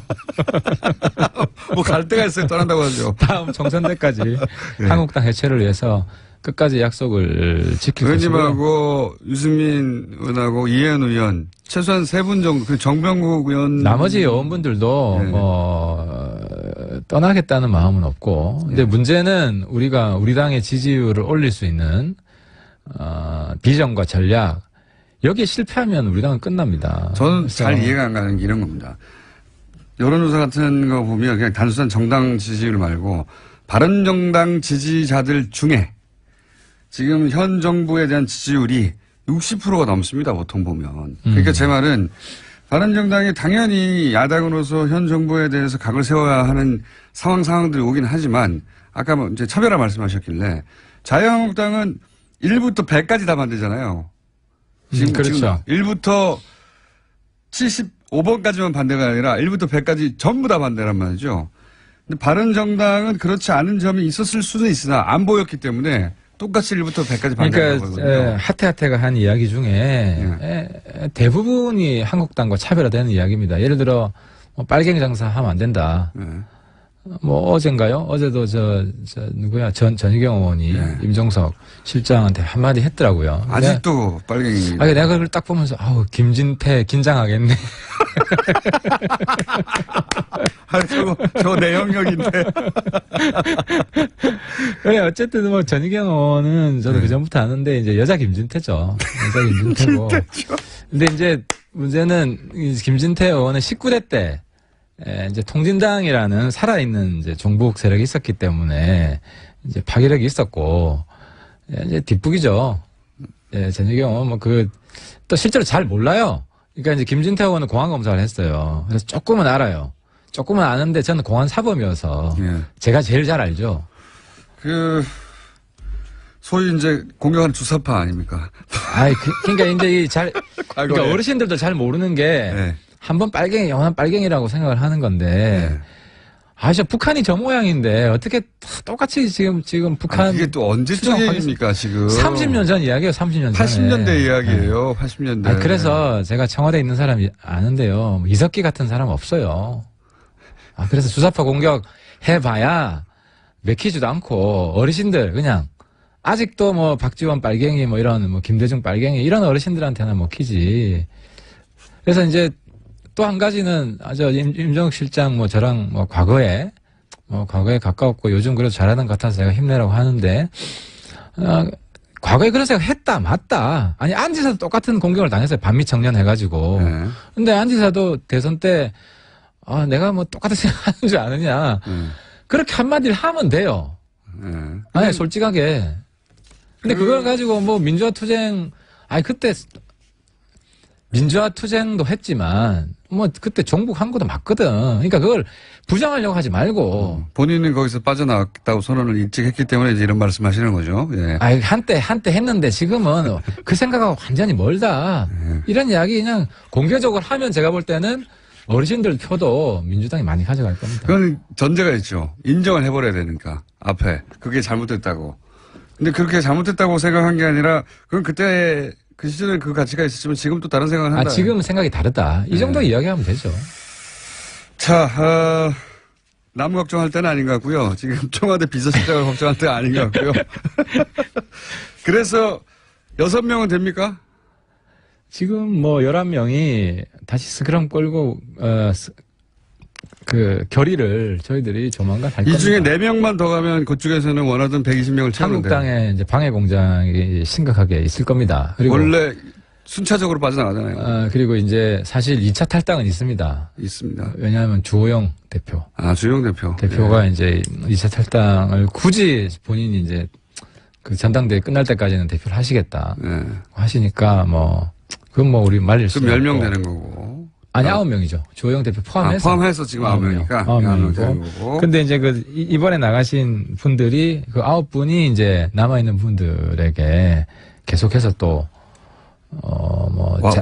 작업을. 하겠죠, 당연히. 작업 당연히 하죠. 그래야지 자기가 먼저 갔던 게 정당화 되니까 당연히 하죠. 그래서 이제, 저한테도 이제 많이 당부를 합니다. 이제, 너무 아픈 이야기를 하지 마라. 말씀을 하시는데, 근데 뭐, 할 이야기는, 원칙적인 이야기는 해야 되고, 남아있는 분들, 인간적으로 뭐 힘든 거 아는데, 우리 살릴 수 있다고 생각합니다. 그래서 설득 중이고. 지금, 전당대 지금 출마하셨죠? 하도 그렇죠. 보도가 안 돼가지고. 예, 지금. 지난번에도 당대표 안 됐는데, 이번에도 당대표 안 될 거 아닙니까? 경선 토론이 끝났고. 근데 지금 관심사는 대선 후보와 지금 이제 하태 간의 격차 얼마나 될 것인가 이 부분이 뭐 국민들이 관심. 지난번 전당대회하고 마찬가지 방식으로 집계합니까? 똑같습니다. 여론조사 30%. 여론조사에서 꽤 많이 나오셨잖아요 그때. 뭐 제가 좀 이겼죠. 이겼는데. 이혼 당대표 씨. 저도 궁금합니다. 이제 유승민 후보와 저하고 뭐 여론조사 격차가 어느 정도 날지 우리 대선 후보급인가 이렇게 뉴스공장 시청자분들이 좀 도와주시면. 그럼 다음 시간에 나오실 때는 지금 그 격차 다음 시간이면 제가 한 말씀 빠뜨렸다. 이건 제가 좀 당부 부탁을 좀 드리고 가고 싶은데 교섭단체 깨지면 제일 힘든 게 돈입니다. 그렇죠. 이제 우리가 1년에 60억 받다가 20억으로 줄어요. 40억이 줍니다. 40억이 날아가는데 그래서 뭐 저희들도 정리하고 하면 안 되지 않겠습니까? 바른정당 당직자들. 그래서 저희들이 지금 10만 원 당원 4만 명만 모으면 이게 40억입니다. 10만 원 1년에 10만 원. 월 만 원이죠. 돌려받을 수 있으니까. 그렇죠. 그렇습니다. 그래서 10만 원 내가 10만 원 돌려받죠 사실은. 10만 원 당원 4만 명 모으고 이게 이제 당 후원도 요즘 됩니다. 뭐 의원 개인 후원도 되고 저도 요즘 많이 힘들어서 좀 도와주시고. 자, 이 말씀은 다음 주에도 나오겠다는 거죠. 제가 모금하기 위해서. 처음에는 마지막으로 하셨는데 이번 주 마지막이었던 걸로 정리를 제가 하도록 하겠습니다. 그리고 다음 주는 성적표를 들고 나오시겠네요. 유승민 의원은 어떤 격차로 대표가 공산이 가장 높죠 지금. 현실적으로 실력자인 거 제가 인정 안 할 수가 없죠. 그리고 하태경 의원은 과연 2위를 할 것인가 3위를 할 것인가 격차는 얼마 할 것인가 다음 주에 확인하도록 하고 5명은 되는 거죠. 절대 탈당 안 할 사람들. 충분히 넘죠. 그 정도는. 7명까지 됩니까? 뭐 그거는 제가 다음 주에 밝히도록 하겠습니다. 다음 주에 알겠습니다. 오늘 여기까지 하겠습니다. 바른정당 하태경 최고위원이었습니다. 감사합니다. 예, 감사합니다. 불친절한 AS. 출근길 상담소를 만들어야 합니다. 국회의원 활동을 하다가 억울한 일이 생기면 공장장을 찾아주세요. 저희가 한 게 아니고 문자가 왔습니다. 그러게 말입니다. 언제든 찾아주십시오. 저희 문은 활짝 열려 있어서 출근하시다가 억울하면 바로 달려오시면 저희가 언제든 마이크를 드리겠습니다. 그리고 하태경 의원은 많은 분들이 안 됐나 봐요. 그렇게 용문자의 쓰나미가 출연만 하면 밀려들었었는데 욕하다가 정든다고 안 나왔다니 아쉽다 이런 문자가 너무 풀이 죽었네요 목소리가 등등등 많습니다. 윤석엽 의원이 아마도 오늘 일부에서 앞부분에 미니처럼 출연하셔서 출근길 상담소 문자가 온 것 같습니다. 자, 저희 이제 3부 시작할 때 새로운 저희 시그널곡인데 지난주에는 국민체조 시작 하나 둘 셋 넷 다스였는데 눈치 못 채신 분들 있는데 오늘부터는 출입문 닫습니다. 출입문 닫습니다. 예. 전국의 지하철을 타시면 항상 이 멘트가 나오거든요. 잘 들어보세요.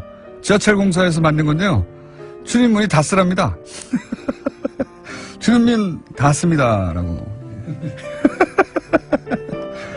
잘 들어보시면 다스 합니다. 예. 저희가 타이틀로. 출입문은 닫습니다라고. 자, 그 외의 문자는 오늘도 역시 많이 날아왔습니다. 인천 부평에 사시는데 어제 주식에서 다스라고 써있는 분명히 그 다스 아닌데 다스라고 써있는 것을 발견했어요. 여기가 어딘가요? 라고. 저희 모르죠. 하지만 사진을 보내셨는데 맞네요. 예. 다른 회사인 것 같은데. 오늘 여기까지 하겠습니다. 어려운 경제 이야기. 초반에 이 코너 시작할 때 참 어려운 이야기를 잘 풀어주셨는데 요즘은 안 어려운 이야기를 어렵게 하시는 좀 같아요. 이거 왜 이렇게 칼 플라니 사회경제연구소 그리고 세계적인 석학들을 불러서 심포지엄도 하는 곳이고 책도 내는 곳이었다는 걸 제가 최근에 알고 더 이상 무시하지 않기로 했습니다. 정태인 소장님 나오셨습니다. 안녕하십니까? 네, 안녕하세요. 자, 오늘은 트럼프 온다니까 트럼프와 관련된 경제 이야기 쭉 한번 해볼까요? 예. 트럼프는 근데 미국 내 경제도 못 풀고 있잖아요. 그렇죠. 사실은 주로 잘하는 게 이제 압박을 가해서 뭔가 챙기는 건 정말 잘합니다. 트럼프의 이 전술에 대해서 확실히 우리가 알아야 될 건 A는 A고 B는 B다예요. A에서 잘해줬다고, 안보에서 잘해줬다고 경제에서 봐주는 거 없습니다. 절대 없고. 예, 두 개 완전히 독립돼 있어요. 그러니까 잘해줄 필요가 없어요. 우리도 강하게 나가야 되는 거죠. 아니, 일본에서 온갖 그 환대를 다 했지 않습니까? 딸한테. 그렇죠. 딸한테 네네. 잘 보이려고 그런 건 나 처음 봤는데, 진짜. 개그맨인지 코미디언을 불렀다 그러세요.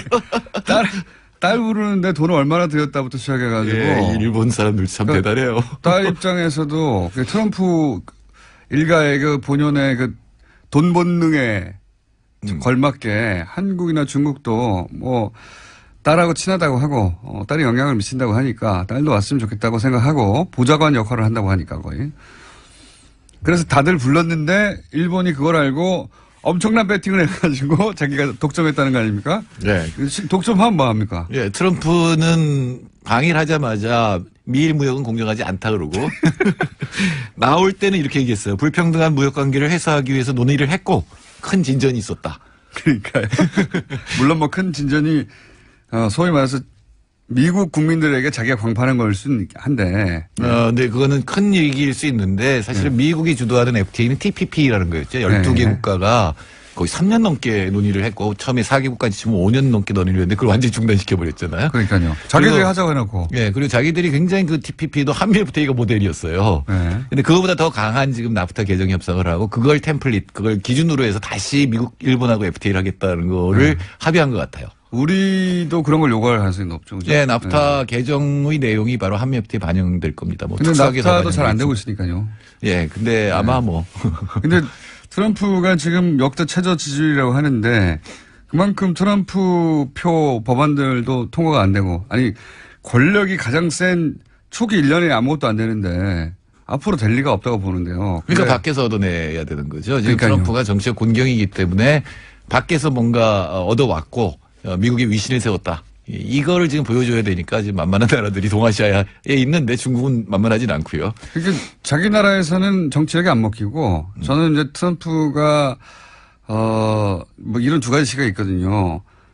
실제로 정신적으로 불안정하다라고 하는 미국 정신과의자들의 분석이 있는 반면 또 한편에서는 그런 척하는 것이 바로 평생을 쌓아온 자신의 비즈니스 전술이다. 지광의 전략. 근데 제가 한국에서 트럼프랑 가장 비슷한 사람 뽑으라면 김어준 총수 뽑겠어요. 제가 왜 비슷해요?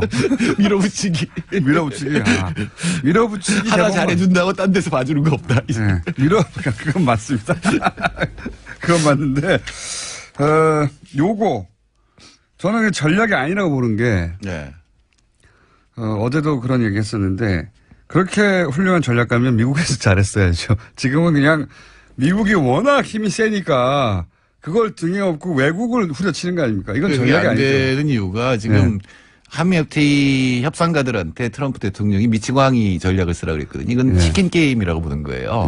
치킨 게임이라는 게 마주 달리는 차가 핸들을 트는 쪽이 지는 치킨 바보 겁쟁이가 되는 건데 이거는 무조건 미친놈이 이기는 게임이죠. 그러니까 한미 FTA 협상을 이 치킨 게임으로 보는 거죠. 그러니까 상대가 미친놈이면 돌려야 되거든요. 안 그러면 죽으니까. 근데 비즈니스를 그렇게 해왔고 자기는 그렇게 성공했다 이거죠. 예, 근데 국내에서는 그게 안 통하거든요. 트럼프가 미친놈, 그래, 미친놈처럼 해봐라. 이렇게 되니까 외국에서 하는 건데, 근데 만일에 상대방도 미친놈 역할을 하면 부딪힐 가능성이 있잖아요. 그럼 벼랑 끝 전술이 되는 겁니다. 그러면 우리는 FTA 전략은 어떤 식으로? 그러니까, 제일 미친 짓이라고 느껴지는 전략은 폐기하자죠. 그렇죠. 그러니까, 내가 마지막 카드로 폐기를 갖고 있다라고 하는 거를 상대가 인식하게 만들, 이걸 갖다가 믿을 만한, 신뢰할 만한 신호라고 말하는데 게임이론에서 그 상대가 폐기할 수 있다고 생각하면 내가 끝까지 밀어붙이지 못하는데 이걸 전 세계 제일 잘하는 나라 북한이에요. 맞습니다. 끝까지. 죽일 타면 죽여라! 아무리 힘이 약해도 아마 미국의 500분의 1도 안 될 텐데, 국력이. 근데 끝까지 밀어붙이는 거는 얘가 무슨 일을 할지 모른다라고 생각하면 상대가 조심하게 되거든요. 근데 한미 FTA 폐기는 미국이 그렇게 쉽게 하지는 못할 거예요. 왜냐하면 미국의 이익을 보는 자들이. 특히 공화당 내에 FTA로 그렇죠. 이득을 보는 사람들이 많다고. 그러니까 대기업들, 제약회사라든가 이런 회사들이 있고 또 농산물은 또 이제 의원들이. 남부거든요. 거기는 남부는 공화당이거든요. 또 하나는 지금 중국이 사드에 관해서 의외로 쉽게 사실 봐줬잖아요. 예, 근데 그 이유 중에 하나는 분명히 한국이 완전히 미국 쪽으로 붙으면 중국도 굉장히 깝깝해지거든요. 동북아에서 완전히 포위되니까 마찬가지로 그걸 피벗 국가라고 하는데 미국 입장에서도 한국이 완전히 중국한테 가면 곤란하거든요. 전략적 균형자 역할을 한다. 그게 그러니까 사실은 노무현 대통령 때 너무 강한 얘기고 발상이었는데 사실은 중간 쪽에서 그러니까 머들링스루라고 하는 아슬아슬하게 이렇게 타고 가는 그 전술을 쓰면 함부로 한국을 갖다 중국 쪽으로 밀어붙이지도 못하거든요. 그래서 한미 FTA 폐기는 그렇게 갈 가능성은 적지만. 근데 우리도 폐기할 수 있어라고. 그렇게 상대방이 인식할 수 있는 시그널을 보내면서 협상을 해야 되는 거예요. 그렇게 해야 되죠. 그렇죠. 얘들 잘못 다루면 진짜 폐기할 수도 있겠네라고 해야. 우리나라하고 폐기하고 중국하고 붙게 경제는 이럴 수도 있는 거고요. 사실상 중국하고 훨씬 더 많이, 2배 이상 지금 무역을 하고 있기 때문에. 그리고 우리나라가 지금 미국하고 FTA 협상을 해서 더 얻을 게 별로 없어요. 왜냐하면 우리나라 전체 수출의 40%는 반도체, 휴대전화, 자동차인데 자동차는 작년까지 2.5% 관세가 붙어 있었거든요. 금년에 없어진 건데 이거 다시 2.5%로 가는 거 빼고는 한국 수출에 큰 영향을 미칠 게 없어요. 사실 수출에 관한 한. 근데 오히려 반대쪽에는 우리가 관세를 낮출 여지가 있는 게 농산물이 있잖아요.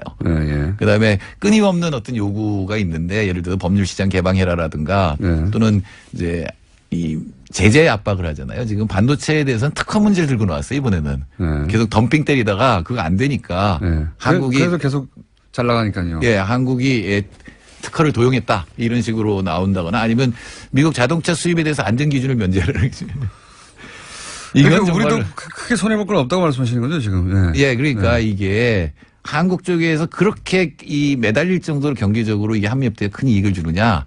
아닌 측면도 굉장히 많기 때문에 그러니까 미국에서 폐기하면 손해보는 사람들도 많고.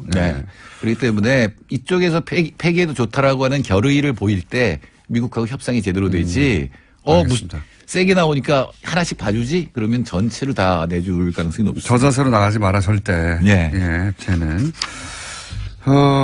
그러니까 일본이 저자세 중에 저자세로 가서 얻은 게 뭐가 있냐 이거죠. 없어요, 별로. 없기 때문에. 그렇다고 봐주는 것도 아니고. 다만 일본은 이 동북아에서 자기의 군사력을 키우는 게 목표 중에 하나잖아요. 그러니까요. 그러니까 스텔스 F-35 사주기로 한 것도 자기나 중국과 맞서는 거를 얻을 수가 있고 또 하나는 뭐냐면은 인도 태평양 전략이라는 게 있어요, 일본에. 이게 아베가 만들어내서 미국이 지금 사용하고 있는 건데 그러니까 인도선을 연결하겠다는 거죠. 태평양선하고 인도선을 연결해서 중국 대륙을 갖다가 압박하겠다. 이런 해양과 대륙 이겁니다. 미국도 그래서 인도를 지금 밀어주고 있는 거 아닙니까? 그렇죠. 정치적으로도 그렇고. 그러니까 그 부분은 일본에서는 안보 쪽에서 중국을 포위하는 전략에서 어느 정도 얻은 게 있는데 한국은 그럴 수 없는 입장이거든요. 북한 문제도 있고 한국이 중국 포위방에 들어가면 그야말로 그다음에 이제 그래서 MD망에 안 들어가겠다고 선언한 것이고요. 사실은. 근데 MD망에 안 들어간다는 건 우리가 결정할 수 있는 건 아니라서 사실은 MD망에 사실 들어간 거 아니냐는 게 지금 공적인데. 아니, 왜 미국 자사 지금 미국 마음대로 운영하는 건데. 근데 저는 납득이 안 가는 게 이제 중국과의 관계, 그러면서 3불 이야기를 했는데 그중에 이제 미국 MD망이 평등되지 않겠다 이런 선언을 두 했는데. 번째죠. 예. 네. 그런데 그거 가지고 이제 그 보수정당에서도 공격하는데 박근혜 정부 때부터 했던 얘기예요, 이거는. 그렇죠. 예. MD망이 아니라고. 물론 포괄적으로 MD망 안에 들어가 있는 거나 마찬가지라고 보지만 MD망이 아니라고 했던 표명을 문재인 정부에서도 했는데 이번에는 공격을 또 해요. 앞뒤가 안 맞는 그거야 뭐 언제나 그런 거지. 하루 이틀이 아니긴 하지만. 예. 자, 그러면 트럼프가 방한하여 이제 곧 방한합니다. 네. 몇 시간 후면 방한하여 노릴 것은 방위비 분담금 또는 FTA 이런 경제적 부분이 될 것이다. 그래서 안보 문제에 대해서는 북한을 최대한 압박한다라는 거니까 그건 뭐 그거야 항상 뭐 해왔던 얘기니까. 완전히 동의가 될 것이고 그다음에 이제 미국이 동아시아에서 쓰는 군사비를 분담하라는 건 원래부터 트럼프의 전략이었고 예전부터. 예, 일본에서 어느 정도 달성했고 한국에 대해서도 방위비 분담하라는 거하고 그다음에 전략 자산 문제가 수단 배치 문제가 이제 나오겠죠. 그리고 이제 한국에 더 많은 돈을 내라고 하고 그다음에 이제 미국의 첨단 무기를 갖다 구입하라는 것도 아마 나올 거고 저는 만일에 돈을 써서 해결할 문제라면 예. 그거는 뭐 협상을 할 일이지만 해도 좋다고 생각해요. 다만 이 전략선에서 현재 어느 한편에 쓰는 그런 위치만 차지하지 않는다면 할 수 있고 한미 FTA는 충분히 우리가 당당히 맞서도 된다. 예, 되는 그런 상황이라고 거라고 생각합니다. 저는 한 가지만 얻어내면 될 것 같아요. 나머지는 말씀하셨듯이 다 이제 뭐 일치하거나 혹은 뭐 미국이나 우리나 FTA에서는 대립할 텐데, 예. 근데 대화가 중요하다. 이 멘트 하나는 어떻게든 얻어내야 되는 거라고 저는 봅니다. 네, 그 얘기는 뭐 트럼프도 하죠. 예. 이번에도 했죠. 그리고 대화에 공식적으로 뭐 대해서는. 국회 연설할 때 대화, 전쟁이 아니라 대화로 풀겠다. 이런 멘트 하나 끌어내면 외교적인 승리라고 보는데 할지 모르겠습니다. 청와대나 외교팀에서 이미 다 준비를 했겠지만 지금 트럼프를 만나고 바로 또 시진핑을 만나게 돼 있잖아요. 연속적으로 만나게 돼 있기 때문에 그 선을 잘 타야 될 거다. 정태인 소장님이었습니다. 감사합니다. 네, 감사합니다. 안녕.